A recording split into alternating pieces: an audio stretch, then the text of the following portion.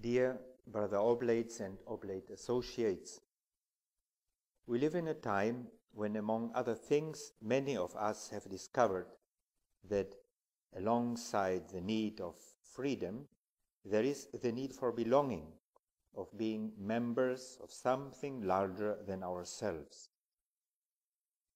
Would this have something to do with our annual Oblate Feast? The answer is a clear yes, for on February 17th we remember how much the first Oblates wanted to feel that they fully belonged to something, in this case the Church. Our small congregation had gone through a crisis. We were not readily accepted by some of the local pastors, our missionary practices were questioned, and members were being called back to their dioceses.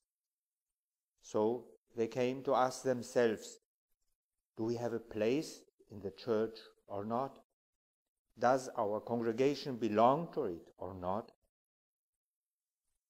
Some exterior sign was needed to assure Eugene and his fellow missionaries that they were not acting just out of personal convictions and individual strength. They needed to know more clearly that they had been sent as missionaries in the name of Christ and that they fully belonged to this body, the Church. The impatiently awaited confirmation by the highest authority of the Church arrived on February 17, 1826, an event we still celebrate each year. We can still feel, along with St. Eugene, his excitement when he wrote back from Rome, "See then our little flock, to whom the Father of family has kindly wished to open wide the field of the Holy Church, given a place in the hierarchic order associated with the venerable congregations which have spread throughout the Church so many great benefits." From that time on, we were able to feel that we were truly part of the Church, equals along with all the other older congregations. A biblical text comes to mind. So, then we are no longer strangers and aliens, but you are fellow citizens with the saints. You are of God's household. This has been our history for more than 180 years, and nobody within the Church would question anymore that the O.M.I. really belonged to it.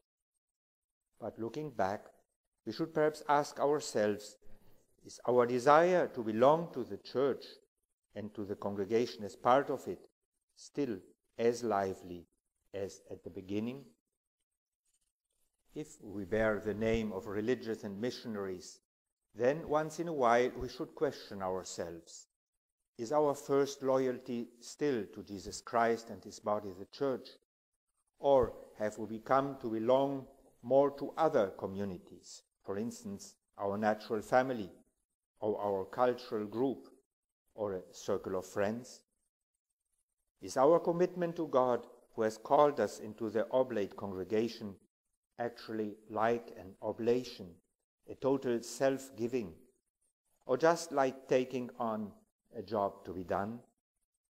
In other words, do we belong to our congregation in such a way that we deserve the name of missionary oblates of Mary Immaculate?